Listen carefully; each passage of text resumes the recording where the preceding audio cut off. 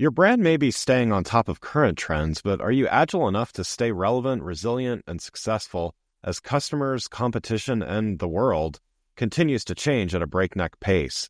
I'm thrilled to share the newly revised version of my first book, The Agile Brand. I'm calling it The Agile Brand Revisited. It's been updated to reflect our continually changing world, and it provides 7 principles that form the backbone of an agile brand, offering detailed insights and actionable steps for incorporating them into your business strategy. This is the book that started it all, and I'm excited to share it with you. It's now available in print and digital formats and available everywhere. Learn more by going to the Agile Brand Guide website at www.agilebrandguide.com. Welcome to Season 5 of The Agile Brand with Greg Kihlstrom, where we talk with enterprise and technology platform leaders about the people, processes, and platforms that make marketing and customer experience successful, scalable, and sustainable. This is what creates an agile brand. I'm your host, Greg Kihlstrom, advisor and consultant for Fortune 1000 marketing and CX leaders and teams as principal and chief strategist at GK5A, and best-selling author, keynote speaker, entrepreneur, and agile certified coach. The Agile Brand podcast is brought to you by TEKsystems, an industry leader in full-stack technology services, talent services, and real-world application. For more information, go to teksystems.com. To sign up for the Agile Brand newsletter and get the latest insights and articles on marketing technology and CX, or to purchase a copy of my latest book, House of the Customer, go to gregkihlstrom.com. You can also find all my books on Amazon and other retailers. And now on to the show. In this special episode, brought to you by Ceres Talent, a marketing staffing agency run by modern-day marketing matchmakers, we're going to talk about the state of the union, or rather the state of the recruiting union, plus talk with our marketing staffing expert to provide an outlook on the talent market as it currently stands. To help me discuss this topic, I'd like to welcome Sue Keith, Corporate Vice President at Ceres Talent. Sue, welcome to the show. Thanks, Greg. It's really nice to be back. Yeah, good to have you back here. Yeah, returning champion here. So for those that weren't able to catch your marketing hiring outlook last quarter on the show, why don't we start with you giving a little background on yourself as well as on Ceres Talent? Sure. So I lead Ceres Talent. We're a national recruiting firm in DC. We specialize exclusively in marketing, communications, and product positions. And that's because everyone on our team spent the majority of their careers in marketing before this interesting pivot into the recruiting world. So we like to say we speak the language, and it makes us pretty good at the matchmaking. Yeah, great. Well, so we're here to talk about that state of the recruiting union and what hiring managers and marketing managers and leaders should know about the current state of hiring full-time and contract marketing talent. So let's start by getting your general assessment. What is the state of the recruiting union at this point in time? Sure. Yeah. I think we need to look at this from 2 sides of the marketplace. So we've got the employer side as well as the employee side. So starting with the employer, I think no one's going to be surprised to know that given the economy, hiring managers have been hesitant to pull the trigger on full-time hires, and or their leadership teams have been hesitant to pull the trigger on full-time hires, and they can't get new or even backfill headcount approved.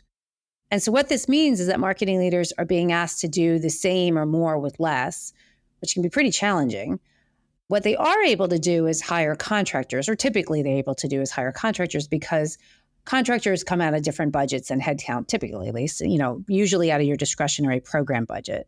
So they have some flexibility there with at least bringing on resources. And typically finding a contractor tends to be quicker than hiring a full-time employee. It's what we call dating versus marriage.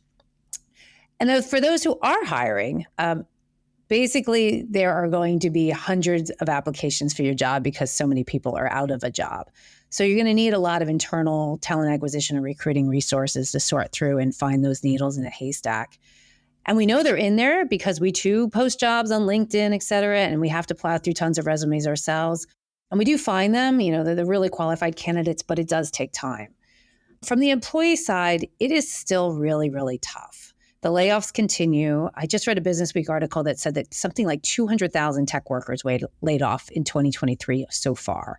So yeah, it's rough. So you're competing with hundreds of applicants for each position.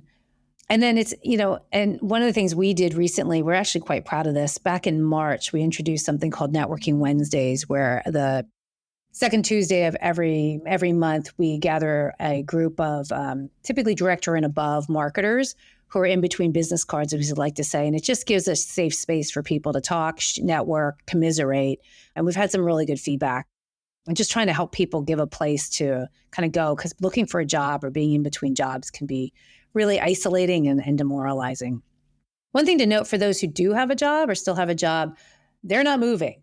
So a lot of folks are hesitant, even if they're somewhat unhappy in their roles, they're hesitant to move to a new company because there's a chance it might be less stable than where they are today. And as everyone knows, the FIFO rule, first in, first out, typically is what happens with layoffs. So you might say that the great resignation is now the great stay put. Yeah.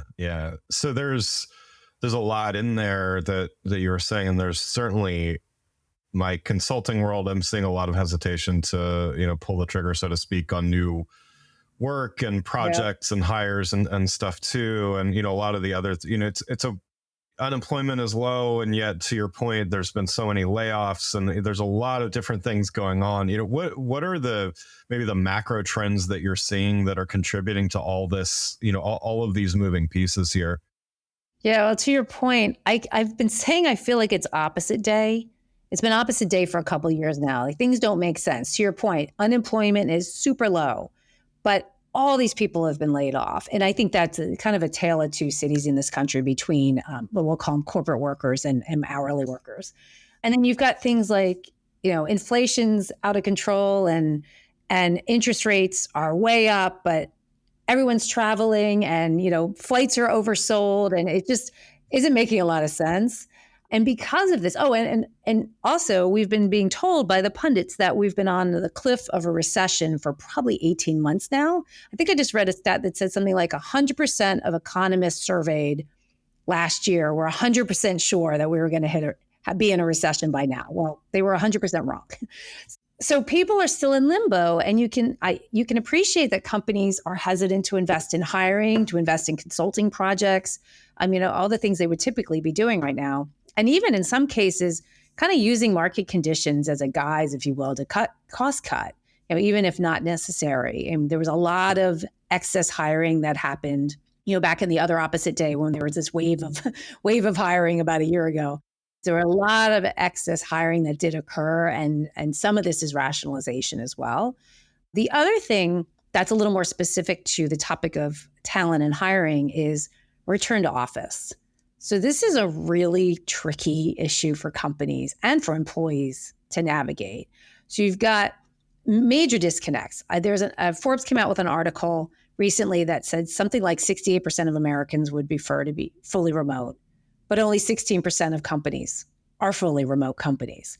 And then you've got just the challenge of, okay, you've allowed some of your employees to move away, or move too far to make for a reasonable commute. But now you're telling those people who are within, however you define reasonable commute, they have to spend a couple days of their week coming in and, losing an hour or two of their day to commuting that others are not being asked to do. So it's just super tricky. And then there's another side of the coin. Well, there's two sides of the coin, I should say. So if you're currently out of a job, we're seeing more candidates be more open to hybrid, whereas they may have told us a year ago, nope, not doing it. I only want a remote only job. I think people are being more realistic and saying, okay, if this job looks really good and I need a job, I'm going to be more open to come in a couple of days a week. But then on the other side, for those who are still employed and whose companies are mandating return to office, they're now thinking about leaving and trying to see if they can find a remote only job. So it's a really interesting, and I'd argue messy time right now. One more interesting thing that it's a stat we read, but we're actually seeing it play out in real life. So that same Forbes article said something like 23% of people would take a 10% pay cut if they could work from home indefinitely. And like I said, we're really seeing this. We're working on a director of corporate marketing position right now, which is remote only, which is actually somewhat unusual these days. The searches we've been doing have been hybrid. And we are seeing candidates who are really qualified for the job, who are maybe making a little bit more than budgeted for this particular position, and they're actually willing to take that small hit in order to be able to stay remote. While we're on the topic of the talent market, I wanted to share a little bit more about our sponsor, which is a company I've worked with, referred great talent to, and a company I recommend to the marketing leaders I work with as advisor and consultant, Ceres Talent. A lot of times when you work with a staffing company, your candidate matches can be pretty hit or miss. Ceres Talent is different because the founders are seasoned marketers themselves, and the company is focused exclusively on placing top talent in marketing and communications positions. They already speak the language of marketing and take the time to fully understand the requirements of the positions they're filling. As one of their clients said, because of their marketing expertise, they always really listen and completely understand exactly what I'm looking for in each search. If you're looking to hire a marketer, whether you need a full-time employee or if adding headcount is challenging in today's market, an interim marketing contractor might be what you need to keep the trains running, go to www.cerestalent.com. That's CERESTALENT.com, or follow the link in the show notes. Now let's get back to the show. So, from what you're seeing and from your assessment, how is, we're over halfway through the year now, how is 2023 stacking up to 2022? Certainly some drastic differences, some, maybe trends and movements, but, what are you seeing in difference kind of year over year? Well, and I knew you were going to ask me this question. What popped in my head is same Netflix show, just a new season. Yeah. 2022 started really strong when it comes to hiring, and it was a continuation of the wave that started actually early in 2021 is when we first started seeing this kind of explosion from like hunker down in 2020. We don't know if the world's going to stop turning to, hey, it's still turning, so we got to hire back up. We started to see the signs of the slowdown the latter half of last year. And one of our biggest clients I think we were working on 3 positions for them. They all got put on hold and we thought, oh, is this a sign? And it was. And we saw that continue through the first half of 2023. Sadly, my LinkedIn feed is still full of people who've been laid off and are, out there networking. And I would say at least once a day, someone we know refers a trusted colleague to us who's looking for a new job. But we are starting to see, and I'm really hesitant to say this, but we are starting to see what we think might be an uptick in things. We're seeing more people on LinkedIn announce that they've started a new job. And we're just seeing a little bit more movement in the market with clients coming to us. I don't think we're ready to say, we've bottomed out and we're now taking the turn. That still remains to be seen. But I definitely think there are glimpses of hope. Yeah, well, that's good. I'll take hope. It's good for everyone all around. Yeah, definitely. Well, at the end of the day, work has to get done at some point. You can only put off expenditures and hires and projects and stuff for so long, or else they just will never get done. So I think at some point, I know I remember back in 2009, the world kind of stopped there for a little bit at the end of 2008, early 2009. Mm-hmm. But towards the end of the year, at that point, I was running my marketing agency, and that year ended up being a huge year of growth for us. It's just the phones didn't ring for the first 3 or 4 months of the year, but then everyone had to get back to work. And I think things are different now. It's not quite so stark, maybe, but companies still need to, they've got shareholders and stakeholders, and, they've got to move the needle, and they can only do so much with a small staff and stuff like that. So, I'm all that to say, I share some optimism here. So hopefully 2024 shapes up better. Good to hear. I also think too, staff burnout is real. If you're asking your teams, let's say you've lost a couple people on your team and you're being asked to hit the same numbers you did last year, at some point, something's going to break, or you're just going to end up not getting good work and good productivity out of your teams. Yeah, and when the market does pick up, they're going to be out the door. Right. Yeah. Exactly. Yeah. They're waiting. They're waiting for the exits at the right time. And mm-hmm. And when that happens, they're going to get snapped up because there's a lot of great talent out there. To that end, maybe what are those that are hiring or those that are considering hiring shortly, what's your advice to those hiring managers that maybe they're not paying enough attention to? Yeah. So I think, and this isn't this isn't a COVID or a economy answer. It's been going on for a long time, and I think it still holds very true. I think they're not paying enough attention to parallel experience. And what I mean by that is, if you're a good marketer with, let's call it strong marketing bones, you should be able to work across industries and products or services. Now, I don't want to belabor this, but I think there is a difference between someone who's done consumer marketing versus B2B marketing. Those are two different animals. But, you know, requiring a certain domain experience can really limit the eligible candidates you want to talk to. And sometimes, and I might even say often, a candidate has the experience you're looking for, but it's not explicitly written on their resume. Like those keywords aren't there. That said, too, given that every marketing job that's posted these days is getting 200 plus applications, I recognize that it's hard for companies to do the type of digging that's required to like really thoroughly review every resume to see if it's in there. So, I mean, that's where we come in because, being all former marketers, we can read between the lines on resumes and tease out the relevant experience, even if the keywords aren't there. But it takes a lot of resources to go through those resumes and find those folks. If I may, I'd also like to turn this question around and mention something that we think hiring managers are paying too much attention to. And that's what we call short stints, or what, more professionally said, maybe is short tenures at companies. Couple of things. We just had a multi-year global pandemic, which drove unprecedented layoffs. Then we had this crazy hiring spree, and then we're back to more rifts this year.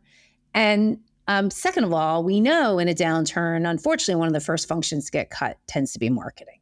So we encourage hiring managers to pay more attention to the applicant's skill set and experience and less to the short stints. Now, we get it. We too are really cognizant of short tenures, and we tend to put candidates through their paces when we ask, okay, why'd you leave here? Why'd you leave there? But if those short tenures have been mostly recent, like in the last few years, and you do see longer stints at companies prior to the pandemic, and of course the relevant experiences there, I would give that candidate a chance, give them a chance to give them an interview, and then, give them an opportunity to explain their recent job history. A lot of times the reasons they left were absolutely out of their control. And, if you say, hey, would you have references from each of those companies you left? If the answer is yes, and I think you can feel pretty confident that they may be a pretty good candidate. Yeah. Yeah, that makes a lot of sense. And to your point, there's a lot of reasons why these things happen. And I would give some people credit for leaving an opportunity that is just a bad fit because they're really focused on their career growth, and they can see early on that this position, why wait something out for 2 years or whatever the acceptable, resume length is, just so it looks good. But yet, as we all know, and everybody listening knows, a lot changes in the marketing world in 18 months, right? And so you could be missing out on huge opportunities for your career by just simply staying to check a box and say, okay, well, my resume looks slightly better now, and stuff like that. So, to your other point, if it seems like it's a systemic problem, so for lack of a better term, of like someone constantly hopping from place to place without a good reason, then that may be a sign of something else. But yeah, I think there's often some good reasons, and some of it is actually someone being diligent about career growth, right? Right. And there are, I lived through something like this where it just, it's just a bad environment, and you can stay and be, just kind of have it chip away at your psyche for a while and just really kind of do some damage, or you could take action and, kind of advocate for yourself and get out of that situation. Yeah. Yeah, absolutely. Yeah. And that's not something you're going to put on your resume either, but it's real, and it makes a big difference. Absolutely. I would say, though, if you are someone who has been in that situation where, not of your own control, your last couple of jobs have been relatively short, be ready, or I should say expect to be asked, and make sure your answers are solid. And of course, I think we all know you can't be bashing your former employer or former boss. So you have to tread carefully, but don't be. Sometimes I'll ask candidates about it and they seemed a little taken aback. And I think everybody should be ready with your answers. Yeah. Good point. So before we wrap up here, let's switch gears a little. As we've done in the past, one of the benefits of bringing you and the Ceres Talent team onto the show is to benefit from that vantage point. And, we've talked a little bit about micro trends, macro trends as well. But, so let's talk a little bit about, outlooks ahead, and I'll dive in a little more into that. So, being past the first half of 2023, a lot of people, a lot of organizations are already working on their 2024 plan. So, we've kind of talked about how this year is shaping up, but what should marketing leaders be looking out for? Or, how should they be thinking about their end of year budgeting and planning for next year?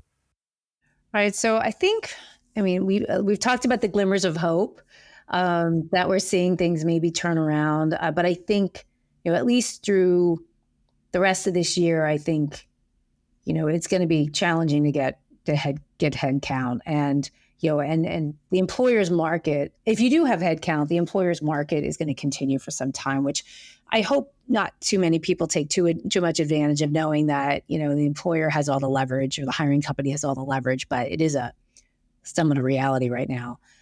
The reality is striking. While we can stream movies on demand and order anything to our doorstep within a click, healthcare interactions often feel needlessly complex. Healthcare marketers, this one's for you. In Shop, Stream, Heal, author Adeline Ashley shares actionable insights from industry leaders like Netflix, Amazon, and Delta, showing how healthcare can thoughtfully adapt their winning strategies. This isn't about technology for technology's sake. It's about making healthcare more accessible, intuitive, and human. Drawing from real-world successes and lessons learned, the book shows you how to create healthcare experiences that truly meet patient needs while preserving clinical excellence. Shop, Stream, Heal by Adeline Ashley features a foreword from Dave O'Flanagan, CEO of Sitecore. It's published by the Agile brand and now available in print and digital formats on Amazon. Go to shopstreamheal.com for more information. But that said, given how deep the cuts have been this year, we're actually optimistic that 2024 budgets may open up a bit. You touched on this a little while ago, that there's been so many things put on hold, hiring, investment, that at some point it's got to loosen up. And we think that 2024, hopefully, I know most people will be doing their budgets at the tail end of this year, so hopefully that thinking will start, that we really have to start investing again to grow. And then this is kind of a random comment, and I can't believe I'm bringing up AI, but I'm bringing up AI. As a marketing leader, be prepared to be asked by your leadership, if you haven't already been, how they can use AI to cut costs or be more productive. So we whether replace headcount or cut costs in some other way. So that could be employees, or maybe outside resources if you use outside writers, content folks. So the answer may not be, yes, we're going to use AI tools to cut. It may be, hey, we've looked into this and this is what we can do with it and this is what it can't do for us. But a lot of the CMOs we're talking to are already leveraging these tools to put out more content faster. And in some cases, they're rethinking their human content writing needs. Yeah.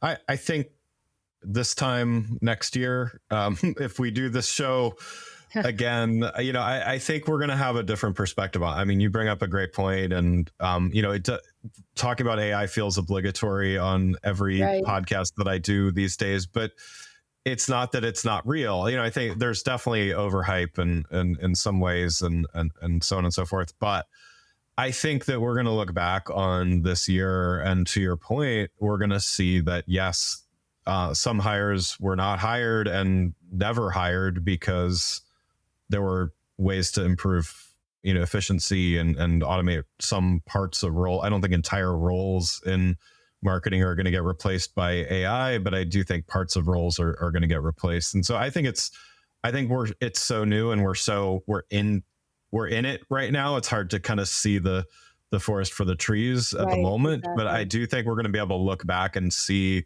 this was a year where things started to change. And, I like that your advice to leaders, because they've got to think about it. I mean, some companies have straight out come out and said that they're taking a different look at hiring and stuff because of AI. I think a lot more companies are going to start doing that. They may not make changes yet, but I think they're going to start doing that. So for those leaders out there, if you're looking for, leadership executive roles, you need to have at least a perspective on it, right? Agreed. Absolutely Yeah. agree. And also, there's a lot of talk about putting guardrails up in terms of what you're using AI. Because just because you may have a great prompt, but just because ChatGPT spit back an answer, it doesn't mean it's accurate. Right. And be careful too what you're putting into the engine, because it might be proprietary information that's now been made public. Yeah, there's a lot of developments in that area. I literally just read something yesterday about ChatGPT in some cases getting less accurate over time. And, I'm sure by the time this episode airs, even they'll have worked something out or whatever. But, it all to say, yeah, I mean, employers need those guardrails, they need guidelines, and there needs to be transparency on when people are using it. And by that token, acceptance when it's being used, as long as it's being used under the right, circumstances. Yeah, assuming that when we do this next year, we're not two avatars talking to each other. Right. Yeah, well, we'll just sample each other's voices and let ChatGPT do the podcast. I'll be in the Bahamas or whatever. But yeah. So along those lines, we talked a little bit about from the employer perspective. What should marketing candidates be looking out for in the months and months ahead? I mentioned this one last time we spoke, but I think it's worth repeating. And this isn't current market, current economy, or pandemic related. It's something we've been seeing since we started doing this business, running this business about 10 years ago. We call job descriptions often or the kitchen sink. So, they've been kind of cut and pasted, if that's a verb, together from a variety of sources. And you end up with a job description that's really long. And it starts to repeat itself. And there's sometimes competing responsibilities. So maybe AI is going to fix this. But I think during the interview, just make sure to ask some really pointed questions about the priorities of the job, the skill sets or the experience that are most important to the hiring manager. If it's a new position, say, why now? Like, what pain was there enough so you were able to say, okay, it's time to hire for this position? And if it's a backfill, and let's say it's been open for a little while, you want to ask the same question, like what hasn't been getting done since this position hasn't been filled? And that'll give you a real sense of what the hiring manager's key priorities for the role is, which means that's what your first, X number of months are going to be focused on versus all the other stuff that was in the job description. So with some questions, make sure you really suss out the true responsibilities of the job to, one, make sure you can do it, and two, something you want to do. And then the other thing, and I mentioned this last episode as well, salary expectations. So salaries and titles went crazy in 2021. And there are a lot of people ended up making more money and higher titles, and maybe their experience may have warranted, and we'll call them more normal times. So if you're in between jobs, or even if you're not, but you're looking for a new job, be realistic. Understand that salaries are not going up. There's some pressure down on them. This is not a time to try to get a $30,000 raise. It's unlikely to happen. So make sure you know what your range is and really what your floor, your minimum base salary is. Be really thoughtful about that before you go into an interview. And as I mentioned earlier, if the job is fully remote and that's really important to you, we're seeing people who are open to taking a bit of a cut because they're excited about the job and it allows them to continue to be remote. That said, you should always ask for what you think is fair for the job and commensurate with your experience, but just know that it's unlikely it's going to be a big bump. Yeah, makes sense. Well, Sue, thanks so much for joining. You've given a lot of great advice here. If there was one parting thought here for marketing leaders in the process of hiring, what would you say for a piece of advice for them in the months ahead? I'd say be ready for a lot of resumes. Um, Yeah. I say that somewhat facetiously, but really, your talent acquisition teams are likely, they probably are. I was going to going to be overwhelmed, but they likely are overwhelmed if the company is hiring. And like I said, it may be really difficult to find the gems that are in there, but they're buried in the pile because there's so many, because of the volume of applications. And the person reviewing resumes may not have a marketing background, so they may not be really familiar with what they're looking for. And I know it seems like candidates should be really easy to find since there are so many people around the market, but we are finding the opposite because there are so many resumes to sift through. So we've talked to a lot of marketers who are in between jobs, who have had several jobs that they've seen and they've applied for, that they said, and I think it's legit. They feel like I was truly a good fit for the job, at least according to that job description, but they never heard anything because their resume was overlooked because of the sheer volume of applications. So be ready for the onslaught. Got it. Yeah. Well, again, I'd like to thank Sue Keith, Corporate Vice President at Ceres Talent, a marketing staffing agency run by modern-day marketing matchmakers, for joining the show. You can learn more about Sue and Ceres Talent by following the links in the show notes.